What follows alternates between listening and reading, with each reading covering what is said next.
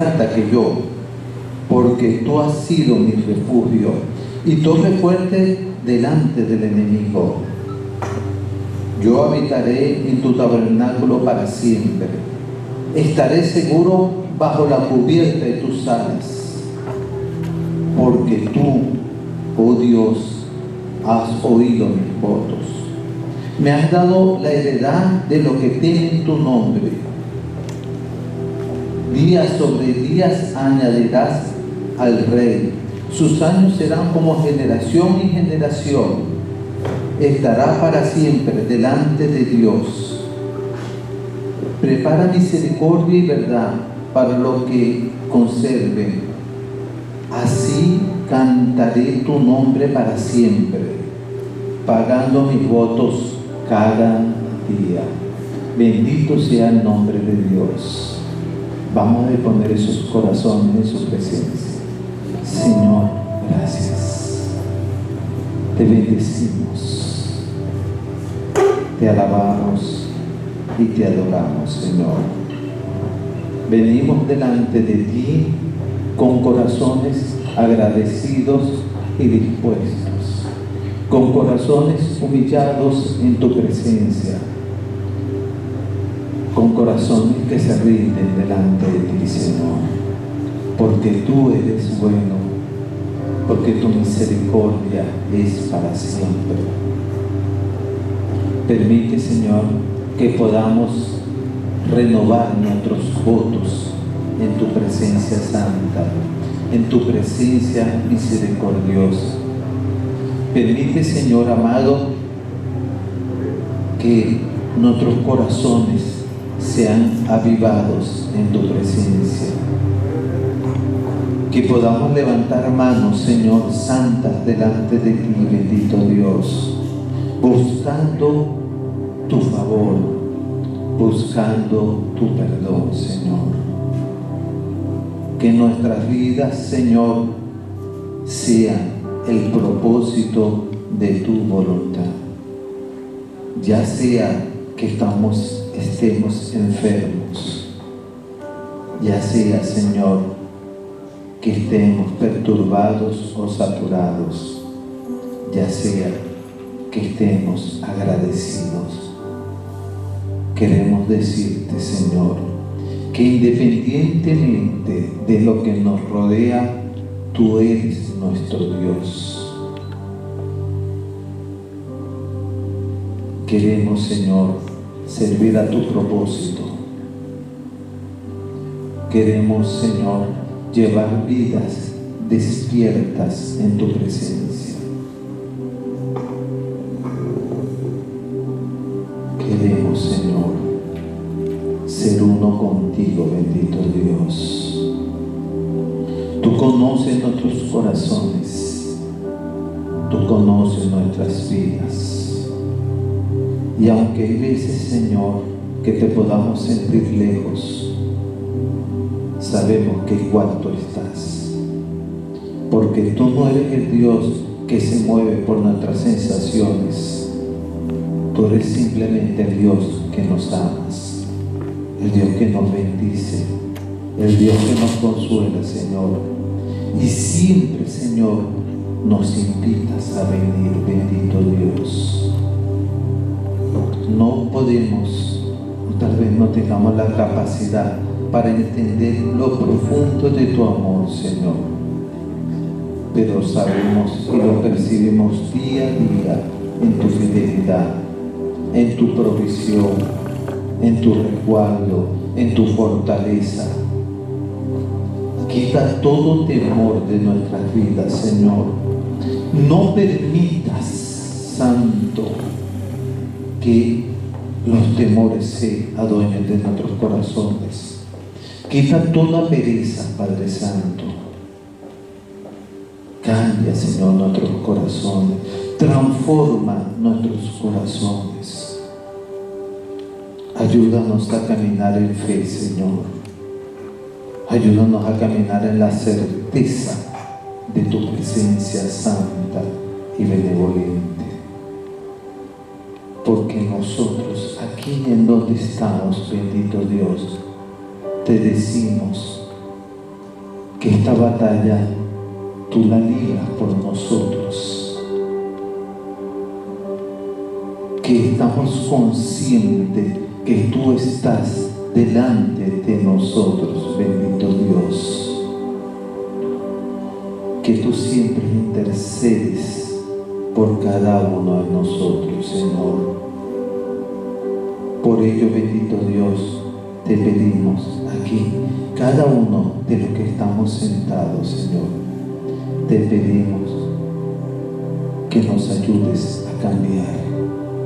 Ayúdanos a cambiar, porque también entendemos que hay una parte que nos toca a nosotros. Y aunque sin ti nada vamos a lograr, te pedimos que nos ayudes a cambiar, Señor, a cambiar nuestras vidas, a cambiar nuestras motivaciones, a cambiar nuestros propósitos. Ayúdanos a cambiar, Señor. Ayúdanos para librar esta batalla, Señor, para hacerlo en tu nombre, hacerlo con gozo, con disposición, bendito Dios, con un corazón, Señor, que hable de tu amor, que hable de tu presencia y que hable de tu santidad, bendito Rey de Gloria. Ayúdanos, Señor. Te bendecimos, te amamos, Señor, y te adoramos. Pero queremos, Señor, salir de cualquier actitud pasiva en nuestras vidas y poder, Señor, involucrarnos, Señor, en el propósito eterno, en el propósito bendito, Rey amado, no por actos, no por costumbres, porque tú eres un Dios vivo, y porque tú vives, nosotros viviremos.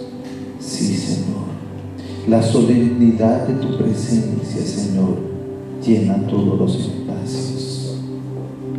Por ello, bendito Dios, queremos en este momento, antes de pedirte que cambies el mundo, que cambies a Venezuela, te pedimos primero que nos cambies a nosotros. Cámbianos, Señor. Ayúdanos a cambiar, Señor, porque necesitamos de ti, Señor. Necesitamos de tu presencia gloriosa y benevolente. Necesitamos experimentar días de salvación, Señor, días de victoria, días de pasión, días de entrega, Señor, todo por amor a tu nombre, sin excusas, sin pecado, con vidas santas, vidas entregadas y sumisas. Eso, Señor, es el cambio, y esa es la oración, Señor, que sabemos que no desechas de tu presencia, la del corazón arrepentido, la del corazón que te pide cambio. En este último minuto, aproveche y dígale al Señor en donde está sentado, dígale: Señor, cámbiame, límpiame más, hazme más blanco que la nieve. Dígale: Señor, estoy aquí porque tú me amas. Estoy aquí porque me has amado primero y porque yo te amo, Señor. Pero no permitas que mi vida siga siendo lo que es, sino una vida de entrega, no guiada por lo que siento ni por lo que veo, sino por lo que tú quieres, Señor. Y ahora que vamos a cantar, vamos a alabar, vamos a adorar, Señor, ayúdanos a hacerlo con corazones abiertos, con corazones dispuestos y corazones transparentes. Y que en la palabra, bendito Dios, en la palabra que hoy se va a disertar, Señor, sea para toda gloria y para todo propósito. En Cristo Jesús. Amén. Que el Señor los siga bendiciendo, hermanos.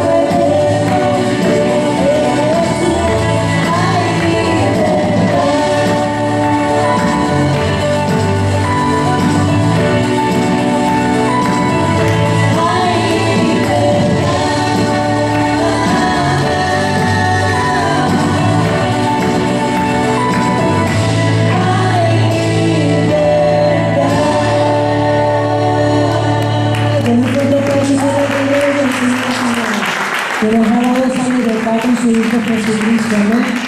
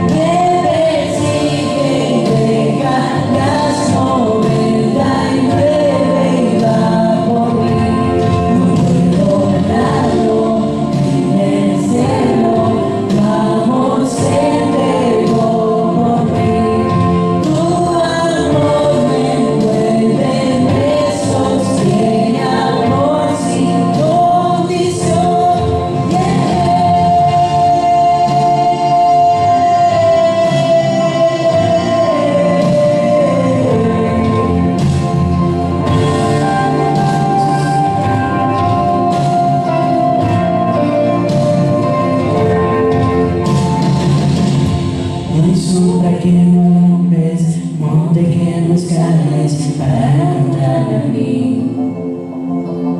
No hay pared que no derrumbes, cadena que no rompas para encontrarme a mí.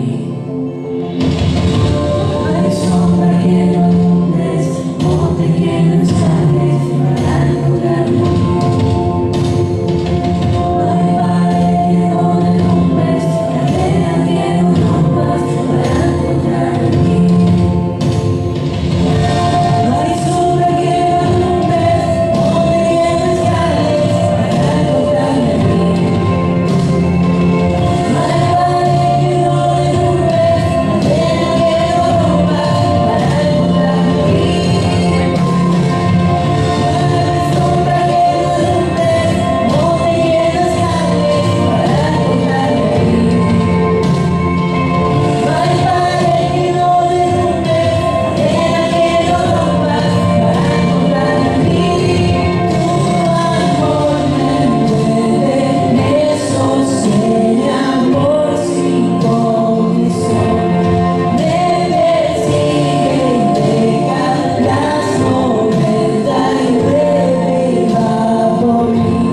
No puedo ganarlo ni merecerlo, tu amor siempre por mí. Tu amor me envuelve, me sostiene, amor sin condición.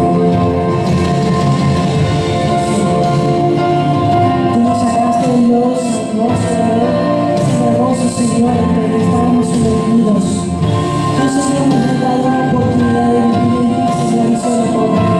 Gracias, Señor, porque podemos estar unidos, Señor, y tener la oportunidad que otros no tienen de vivir, Señor, una vida sin persecución, Señor, sin odio hacia los demás, Señor, que hoy podemos estar aquí reunidos cuando hay otros países, Señor, en los que, Señor, tienen que vivir escondidos, Señor, y no tener esa plenitud en ti, Señor, de poder hablar sin ningún temor, de hablar en tu nombre, Señor.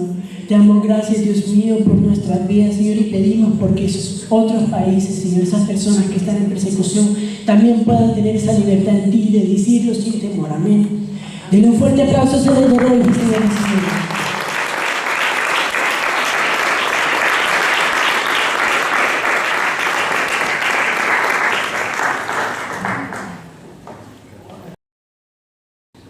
Voy a invitar a todos a que busquen el Evangelio de Lucas, capítulo 18.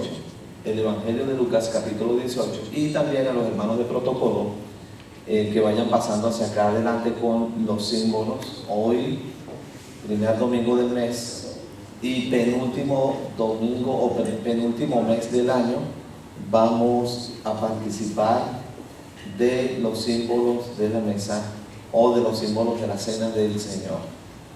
Lucas capítulo 18, versículo 31, dice: tomando Jesús a los 12, les dijo: he aquí subimos a Jerusalén, y se cumplirán todas las cosas escritas por los profetas acerca del Hijo del Hombre, pues será entregado a los gentiles, y será escarnecido y afrentado y escupido, y después que le hayan azotado, le matarán, mas al tercer día resucitará.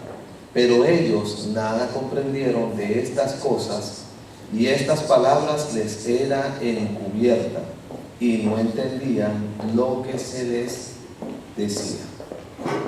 Jesús constantemente hablaba acerca de lo que le iba a sobrevenir.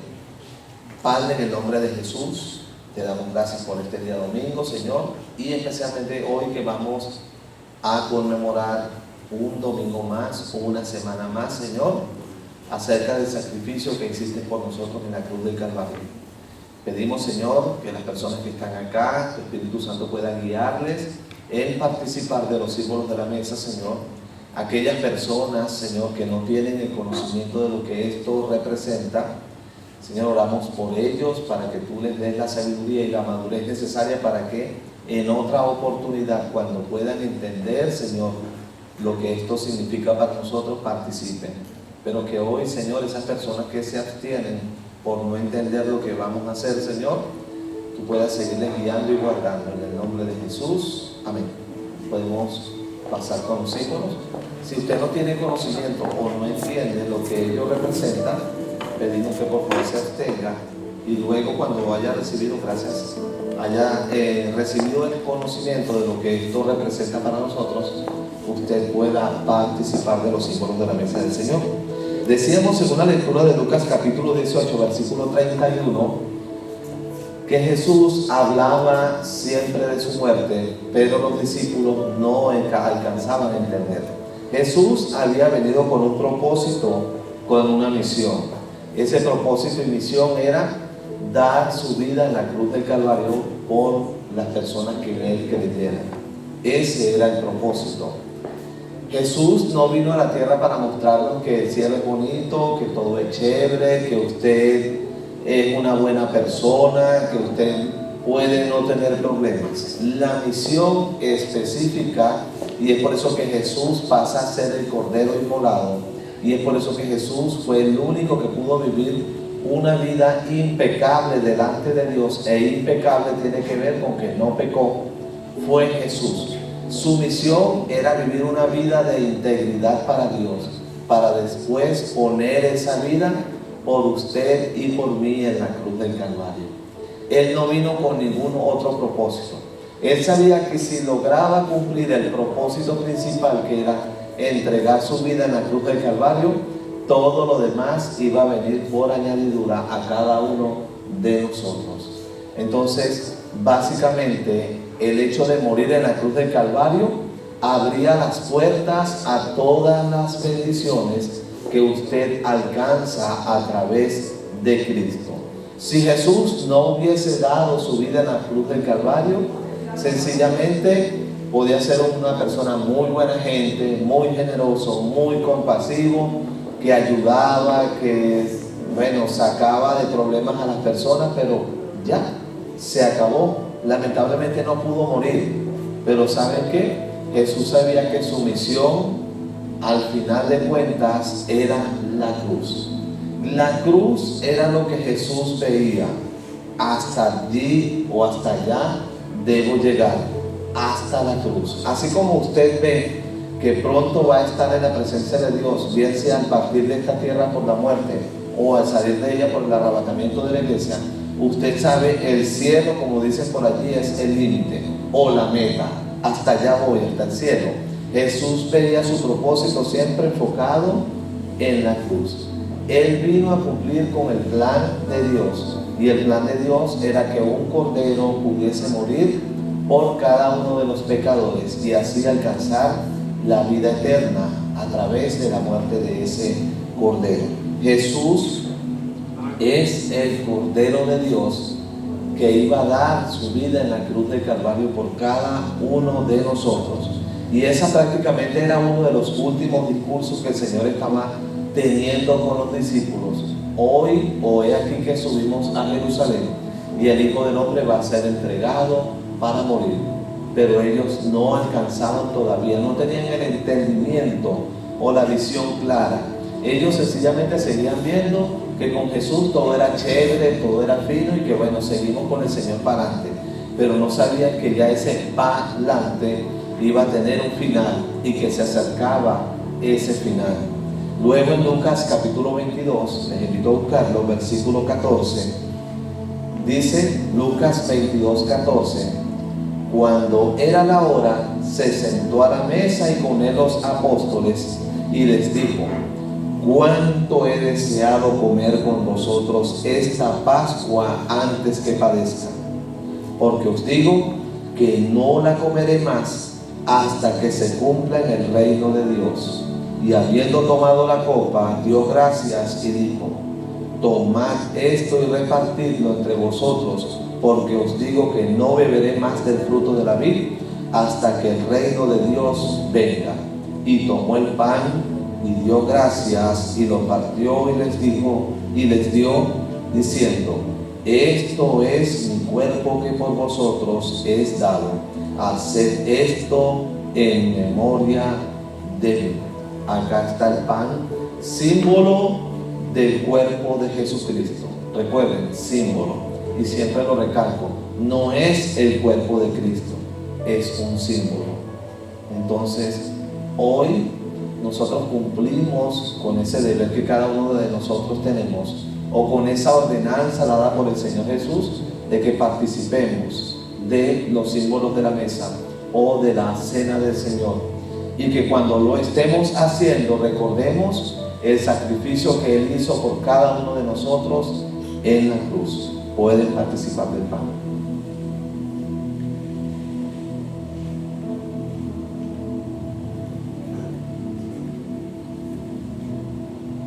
Verso 20 dice: de igual manera, después que hubo cenado, tomó la copa diciendo: esta copa es el nuevo pacto en mi sangre, que por vosotros se derrama. ¿Tiene usted allí la copa? Símbolo también de la sangre del Señor Jesús. No es la sangre de Cristo, es un símbolo para cada uno de nosotros. Señor, te damos las gracias porque tú derramaste tu vida en la cruz del Calvario. Y cuando digo derramaste, es porque dice la Escritura que la vida está en la sangre. Y toda la sangre, Señor, que había en tu cuerpo fue derramada hasta el punto en donde un soldado romano traspasó tu costado y lo que salió fue agua, dando a entender que ya no había ni siquiera sangre en tu cuerpo. Diste, Señor, tu sangre para que a través de ella, Señor, podamos alcanzar la justicia de Dios en cada uno de nosotros. Justicia que no es nuestra, que no nos pertenece, sino que ha sido, Señor, dada a nosotros a través del derramamiento de tu sangre, Señor. Tu vida pusiste allí, Señor, por mí. Podías haberte negado. Delante de Pilato pudiste haber dicho: hey, ya va, aquí hay una equivocación, eso no es así, Pilato, como te lo están diciendo. Y con toda seguridad Pilato te hubiese creído, porque al parecer él no tenía la disposición de crucificarte, ya que él no hallaba delito en ti. Pero no te defendiste, y menos en presencia, Señor, de un pecador, de un hombre, Señor, tan malo como Pilato. No quisiste poner a un juez injusto sobre una causa justa, Señor. Sin embargo, preferiste hacer silencio y preferiste, Señor, que todo siguiera su curso. Ese curso era el final de todo, o al final de todo, la cruz, Señor. Gracias porque tú diste tu vida por cada uno de nosotros, Señor. Y hoy, al participar de estos elementos, Señor, conmemoramos y recordamos, Señor, el sacrificio hecho por ti, Señor, y por cada una de las personas que hoy estamos acá. Podemos participar de la copa, hermanos.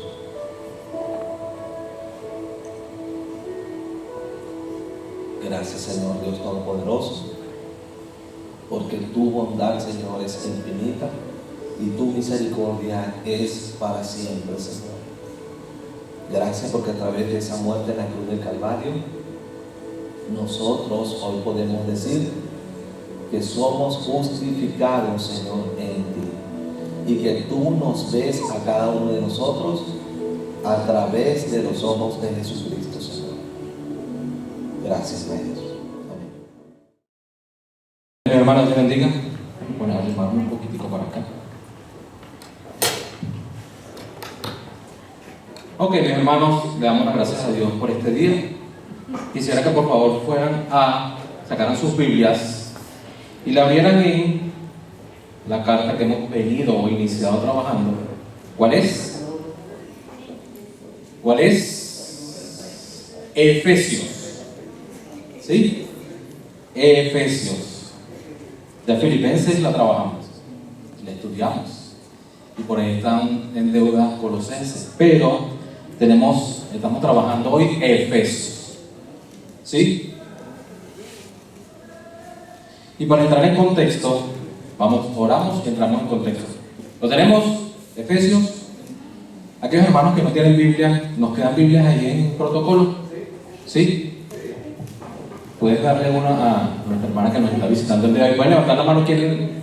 ¿Cuántas Biblias? Gloria a Dios. Te estás escondiendo. La hermana que nos visitó por primera vez. El hermano de... Ajá. Oramos. Padre, en el nombre de Jesús te damos infinitas gracias, Señor, por este día. Gracias, Dios, por la oportunidad que nos das, Señor, de conocer acerca de tu palabra, Señor, acerca de lo que tú estableciste, Señor, para cada uno de nosotros, Señor. Ese manual de vida, Señor. Gracias por cada una de esas palabras allí, las personas que has utilizado, Señor, que utilizaste para escribirlas, Señor, y hoy que nos estás utilizando, Señor, hoy, el día de hoy, para conocer, Señor, y dar a conocer acerca de tu verdad, Dios. En el nombre de Cristo Jesús. Amén. Ok, para entrar en contexto de lo que se predicó, no este domingo, sino el domingo pasado, que lo que habló el pastor Adán, nos habló acerca de Efesios capítulo 2. Él empezó acerca del versículo 11 y quedó hasta el versículo 18. Y él nos hablaba acerca de los inicios, en principio, el resumen, en principio de la iglesia de Éfeso. Esa la podemos conseguir en Hechos, capítulo 18, versículo 24 al 28. Ahí vemos el inicio de la iglesia en Éfeso. Y lo leo, dice: luego llegó entonces a Éfeso un judío llamado Apolos, natural de Alejandría, varón elocuente, poderoso en las escrituras. Este había sido instruido en el camino del Señor, y siendo de espíritu fervoroso, hablaba y enseñaba diligentemente lo concerniente al Señor, aunque solamente conocía el bautismo de Juan. Y comenzó a hablar con denuedo en la sinagoga, pero cuando lo oyeron Priscila y Aquila, le tomaron aparte y le expusieron más exactamente el camino de Dios. Es decir, este hombre conocía hasta Juan, hasta el bautismo de Juan. Él sabía que luego de Juan iba a venir el Mesías, pero evidentemente aquí nos dicen las Escrituras que él no conocía acerca de él, que ya Jesús había venido. Entonces lo toman Aquila y Priscila y comienzan a explicarle que ya ese Mesías ya había venido. Y queriendo él pasar por Acaya, los hermanos le animaron y escribieron a los discípulos que le recibieran. Y llegando él allá, fue de gran provecho a los que por gracia habían creído, porque con gran vehemencia refutaba públicamente a los judíos, demostrando por las Escrituras que Jesús era el Cristo. Allí inicia el trabajo en la iglesia de Éfeso. Y en esta iglesia en particular se presentaban ciertos problemitas. Habían ciertos detalles, los cuales Pablo les escribe para él enseñar y instruir a la iglesia. ¿Qué problemas se presentaban en esta iglesia? Habían falsas enseñanzas, estaba plagado por fábulas, había disputas en cuanto a la mala interpretación de las Escrituras, había idolatría. Recordemos que allí estaba el templo de la diosa Diana. Había en esta comunidad, en este pueblo, de idolatría, a tal punto de los problemas que se presentaban en esta iglesia, que 30 años después, Juan, cuando estaba en Patmos, el Señor le da una visión, y en la visión le da para escribir acerca de la iglesia de Éfeso, que ellos habían perdido el primer amor. Imagínense lo complicado que había, que existían los problemas que existían en esta iglesia. Ahora bien, en esta iglesia había judíos y habían gentiles. Judíos sabemos quiénes son, los que eran de la tribu de Judá, ¿sí? Y estaban los gentiles, que eran todos aquellos que no eran judíos. ¿Sí se entiende? Entonces, estaban judíos y gentiles, y allí había una cierta división. Entonces, los gentiles, los judíos, sencillamente excluían a los gentiles y los colocaban por separado. Ahora bien, en el capítulo 2, versículo 5 de Efesios, que nos dice: aún estando vosotros muertos en pecados, dio la vida juntamente Cristo, que por gracia sois salvos. Aquí Pablo comienza a mostrarle al pueblo gentil, a los gentiles que estaban allí, su naturaleza pasada. Mira lo que eran ustedes antes de conocer a Cristo. En el versículo 6 vemos, y Pablo le explica, en el versículo 6, y juntamente con él nos resucitó, y asimismo nos hizo sentar en los lugares celestiales con Cristo Jesús. Aquí Pablo le dice, o les enseña ¿Cuál es su posición ahora que han aceptado el sacrificio que Cristo hizo por cada uno de ellos? Además, Pablo les muestra no solo al pueblo, a los gentiles que allí estaban, sino también a los judíos, que han sido reconciliados. Es decir, el pueblo que había problemas ha sido reconciliado gracias al sacrificio que hizo Cristo Jesús. Eso lo vemos desde el versículo 11 en adelante.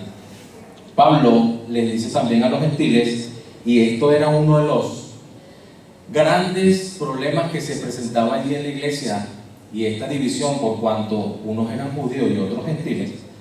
Los judíos siempre le decían al pueblo gentil que ellos sencillamente, por no tener el Dios verdadero, sencillamente era un pueblo sin esperanza. Ellos estaban lejos de la promesa y de los pactos que Dios había establecido con el pueblo de Israel. Como no eran ciudadanos de Israel, sencillamente no iban a optar o no iban a tener los mismos beneficios que tenía el pueblo de Israel por haber sido un pueblo escogido y apartado directamente por el Señor, y por ende, como no tenían ni el Dios verdadero, no eran del mismo pueblo, no eran nacionales o no eran judíos como tal, evidentemente ellos no estaban esperando o no tenían por qué esperar un Mesías. Y ese era el problema el cual se presentaba en esta iglesia.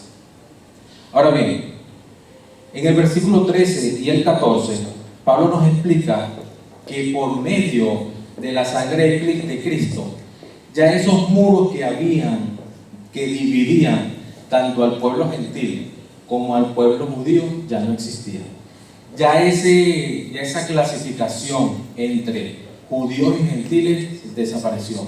Ya no hay exclusión, ya no estamos sacando a nadie. Todos ahora, de ahora en adelante, somos iguales por el sacrificio que hizo Jesús en la cruz del Calvario, y que nosotros, le dice aquí Pablo, y que muchos de los que estamos aquí hemos aceptado. Entonces, vamos, habiendo ya entendido el contexto de lo que ya estaba pasando, vamos a culminar el capítulo 2, donde lo ve el pastor Adán, a partir del versículo 19. Efesios 2, capítulo 19 al 22. Para concluir esta carta, este capítulo de esta carta. Y dice así: así que ya no sois extranjeros ni advenedizos, sino conciudadanos de los santos y miembros de la familia de Dios, edificados sobre el fundamento de los apóstoles y profetas, siendo la principal piedra de ángulo Jesucristo mismo, en quien todo el edificio bien coordinado va creciendo para ser un templo santo en el Señor, en quien vosotros también sois juntamente edificados para morada de Dios. ¿Dónde? En el Espíritu. Ok, ahora vamos a desglosar cada uno de estos versículos. Y dice 19: así que ya no sois extranjeros ni advenedizos. Debemos entender que aquí no existe clasismo. Aquí no hay unos que son nacionales, otros extranjeros. Aquí no hay, delante de la presencia de Dios, no hay unos especiales y otros no. Delante de la presencia del Señor, todos, absolutamente todos, somos iguales. Entonces, que hay unos que tenemos terrenalmente algunas responsabilidades, sí, pero delante de la presencia de Dios, todos, absolutamente todos, somos iguales. Y en el reino del Señor, tenemos que entender que está conformado por todo tipo de personas de los tiempos pasados y de las épocas pasadas. Personas que pusieron su confianza en Jesús, no importando su nacionalidad, su color de piel, su altura, si es alto, si es pequeño, si es flaco, si es gordo. No importa, lo importante es lo que el Señor está viendo del corazón de cada una de las personas, que está viendo no a René, no a ninguno de los hermanos, sino que está viendo a Cristo, que nos ve a nosotros a través de Jesucristo. Entonces, por ello nosotros, cada uno de nosotros somos iguales de la presencia del Señor. ¿Y por qué digo que somos iguales? El versículo 19 lo completa, dice: porque somos conciudadanos de los santos. Santo es apartado, quitado para provecho del Señor, entonces somos conciudadanos de los santos y no queda allí, somos miembros de la familia de Dios. Cada uno de nosotros que ha sido redimido con la sangre de Cristo, no solo pasa a ser un ciudadano celestial, no solamente pasamos a ser de esos ciudadanos celestiales delante de la presencia del Señor, sino que cada uno de nosotros que ha sido redimido con la sangre de Cristo y que cada uno de nosotros ha aceptado ese sacrificio que hizo Jesús por nosotros, ahora pasamos a ser familia de Dios, pasamos a ser miembro de la familia de Dios con los mismos beneficios y el mismo amor como Dios amó a Jesús. Y eso es súper interesante, porque con ese mismo amor que Dios amó a su Hijo, con ese mismo amor nos está amando a cada uno de nosotros, que ahora pasamos a ser parte de la familia de Dios. El versículo 20 dice: edificaos sobre el fundamento de los apóstoles y profetas, siendo la principal piedra de ángulo Jesucristo mismo. ¿Qué significa? Porque aquí este término ha traído un poco de confusión, no solo en la iglesia, sino fuera de ella, y es el término apóstol y profeta. Apóstol, aquí me está hablando, en el griego la traducción de apóstol significa emisario, enviar o llevar un mensaje, establecer una obra.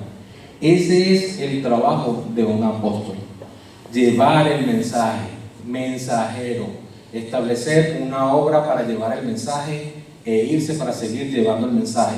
Ese es el trabajo de un apóstol, en este caso de los 12 apóstoles, después más Pablo. Y el nombre profeta, y que ha traído mucha confusión, y muchas personas quieren colocarse el título de profeta, cuando en la traducción del griego, profeta significa proclamadores de las buenas nuevas. Antes, el término, por la traducción de profeta del Antiguo Testamento, que es hebreo, es que Dios le daba un mensaje a esa persona para el pueblo. Era directamente Dios que le daba el mensaje para algo que iba a suceder. Y si ese hombre abría la boca y no ocurría, esa persona tenía que morir lapidada. Entonces, profeta, hoy día, la traducción del griego, porque estamos en el Antiguo Testamento traduciendo en hebreo, que recibió un mensaje de Dios para el pueblo. Profeta, en la traducción del griego, significa proclamadores de las buenas nuevas, o el que profesa la verdad, el que habla acerca de las buenas nuevas de salvación. Es decir, cuando usted está predicando el evangelio a una persona, ¿usted qué está haciendo? Usted siendo profeta, porque está hablando y ministrando la palabra de Dios. Es porque usted está profesando las buenas nuevas de salvación. Ese es el significado hoy de profeta y de lo que era apóstol. Lamentablemente se ha malentendido y se ha mal utilizado, al término de que dice la palabra aquí, edificado sobre el fundamento de los apóstoles. No dice edificado sobre los apóstoles y los profetas, porque el fundamento no es la persona, no es el individuo. El fundamento, mis hermanos, aquí es la palabra que ellos ministran, es la palabra que ellos están llevando para el conocimiento de Jesucristo, es decir, el evangelio. Miren lo que dice Pablo en Romanos 15:20: y de esta manera me esforcé a predicar el evangelio, no donde Cristo ya hubiese sido nombrado, para no edificar sobre fundamento ajeno.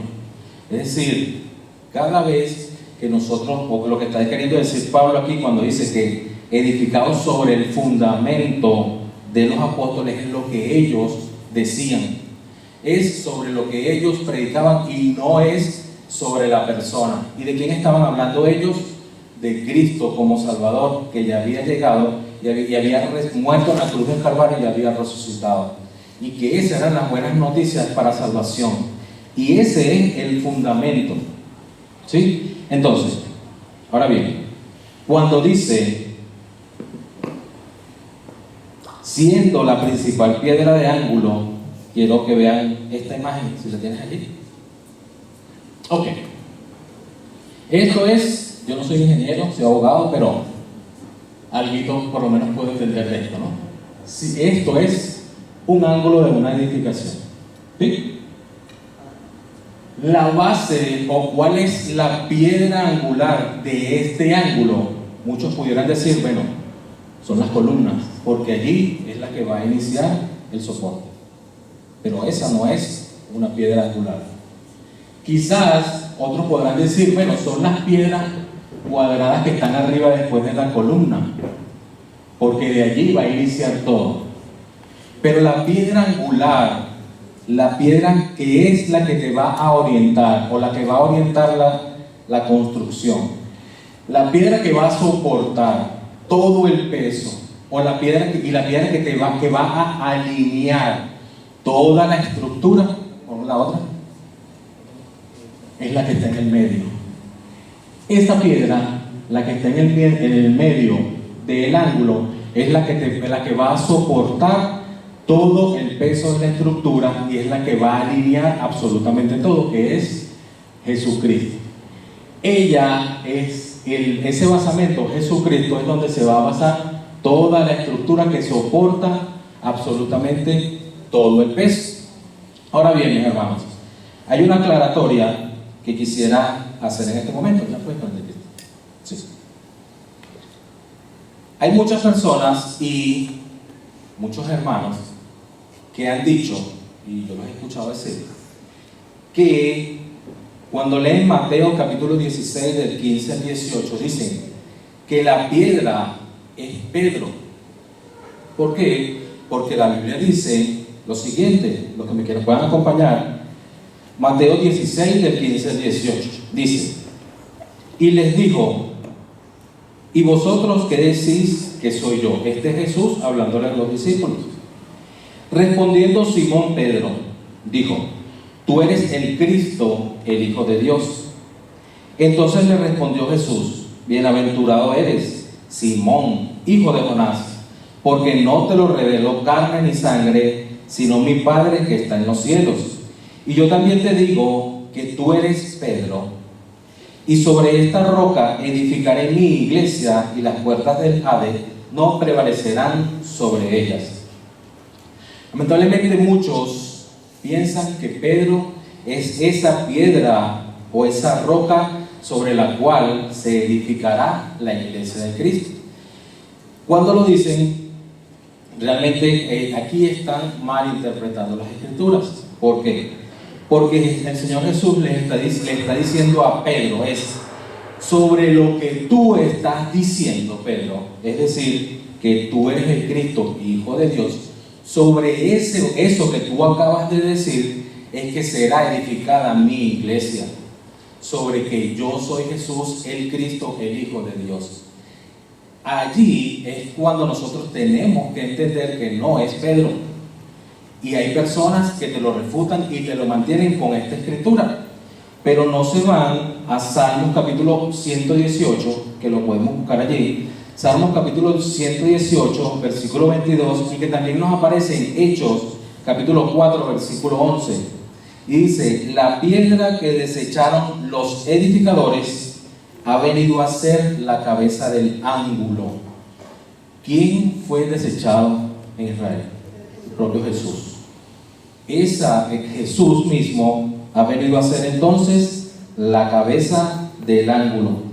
Isaías 28, 16 y Primera de Pedro capítulo 2, versículo 6 también nos dejan claro acerca de quién es la roca, quién es la piedra, la cabeza del ángulo. Dice, por tanto, Jehová el Señor dice así, he aquí que yo he puesto en Sión por fundamento una piedra, piedra probada, angular, preciosa, de cimiento estable.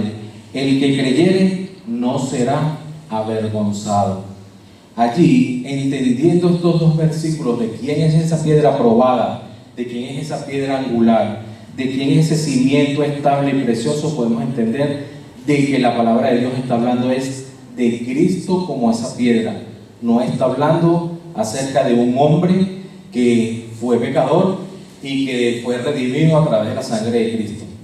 Esta piedra preciosa se llama Jesucristo, y sobre él es que ha crecido y seguirá creciendo el cimiento que es su iglesia, y ya vamos para allá. El versículo 21 dice: en quien todo el edificio, bien coordinado, va creciendo para ser un templo santo en el Señor. Ahora les pregunto, ¿cuál es ese edificio que va creciendo sobre el fundamento de esa piedra angular? ¿Cómo se llama ese edificio? La iglesia. Usted y yo, que somos la iglesia, somos los que hemos ido creciendo sobre esa piedra angular, ese fundamento que es Cristo. ¿Sí? Entonces, Efesios capítulo 20, versículo 22 dice: y en quien vosotros también sois juntamente edificados para morada de Dios en el Espíritu. Y esto realmente fabuloso, maravilloso. Esto es lo que nos dice la palabra de Dios. Mire lo que dice. ¿Qué significa morada de Dios? Morada de Dios se traduce como residencia permanente. Entonces, leyéndolo según esta traducción, dice: en quien vosotros, todos nosotros, también sois juntamente residencia permanente de Dios en el Espíritu. Quiere decir, mis hermanos, que cada uno de nosotros que ha aceptado el sacrificio de Cristo Jesús y su sacrificio, y que Él nos salvó de la muerte que era inminente para cada uno de nosotros, en ese momento, cuando nosotros hemos aceptado el sacrificio de Jesús y hemos sido limpiados a través de su sangre y hemos sido sellados por su Santo Espíritu, comienza a habitar en nosotros ese majestuoso Dios.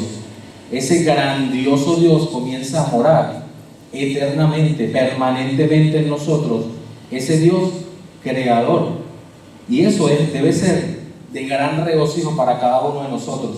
¿Por qué? Porque el que more en un cuerpo pecador, en un cuerpo que quizás lo va a traicionar en algún momento, que lo va a negar, lo puede negar en algún momento, que puede mentir, que puede pecar, Dios se mantiene ahí perennemente para corregirnos, para instruirnos, para que en nosotros nazca ese arrepentimiento cuando hacemos las cosas que a Él le desagradan. Y allí es cuando nosotros tenemos que alegrarnos, y esto es maravilloso, el entender que el propio Dios, creador del cielo y la tierra, mora en cada uno de nosotros.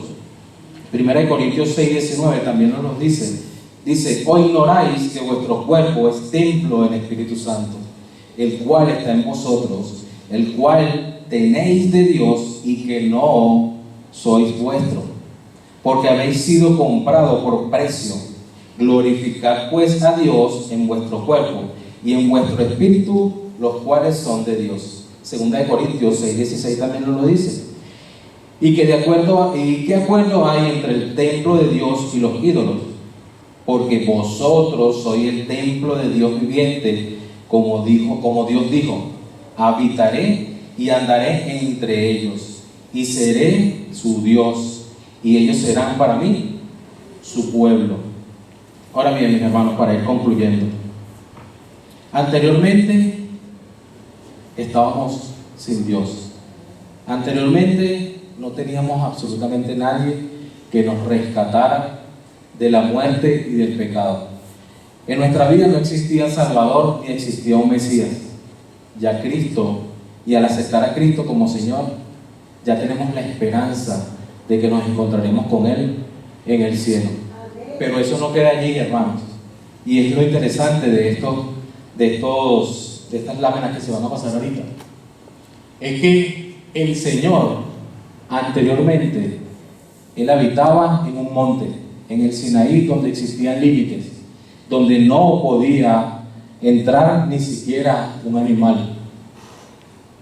Luego habitó fuera del pueblo, en el tabernáculo. Dios se iba acercando al hombre poco a poco, y esta vez cerca del pueblo, en el tabernáculo. Luego vemos en el templo de Salomón cómo ya el Señor estaba dentro de su pueblo. Ya no estaba en las lejanías de un monte, ya no estaba en las lejanías del tabernáculo. Ahora Él está dentro de la ciudad, dentro de su pueblo. Pero no queda allí. Ahora el Señor habita en cada uno de los creyentes que hoy han aceptado a Cristo como su único y suficiente Salvador. Hoy ese Dios ya no está lejos. Ese Dios mora en cada uno de nosotros, y de ello nosotros tenemos que regocijarnos y alegrarnos. Tenemos que entender que ese sacrificio no quedó allí, de que ese Dios no está lejos, de que ese Dios hoy está más cerca que nunca y mora en cada uno de aquellos que le han aceptado como su único y suficiente Salvador, a nuestro Señor Jesucristo. Amén. Oramos. Padre, en el nombre de Jesús, te damos las gracias por este día, Señor. Gracias, Señor, porque tú, Señor, nos has reconciliado con Dios Padre. Gracias, Señor, porque tú, Señor, a través de la muerte en esa cruz del Calvario, Señor, tú pagaste, Señor, el precio que teníamos que pagar cada uno de nosotros, Señor, porque tú dices en tu palabra que la paga del pecado, Señor, es la muerte, Señor. Pero tú, Señor, te ofreciste, Señor, por completo para morir en esa cruz por nuestros pecados, Señor. Y a ti, Señor, te agradecemos eso, Señor, porque solamente una gota, Señor, hubiera bastado, Señor, para pagar por nuestros pecados, pero tú te entregaste por completo, Señor. Ni la muerte, Señor, de toda la humanidad, Señor, hubiera pagado, Señor, tan alto precio, Señor. Gracias te damos, Señor, por ello. Y gracias también, Señor, porque ya tú no moras, Señor, en un monte, ni en un tabernáculo, ni en un templo, Señor.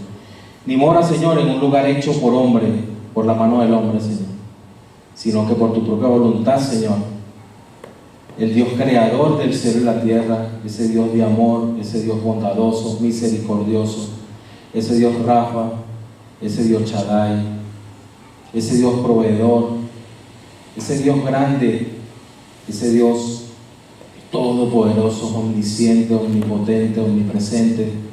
Hoy moras en cada uno, Señor, de nosotros. Hoy moras dentro de cada uno, Señor, de los que hemos aceptado el sacrificio que hizo tu Hijo Jesús por pagar nuestros pecados, Señor.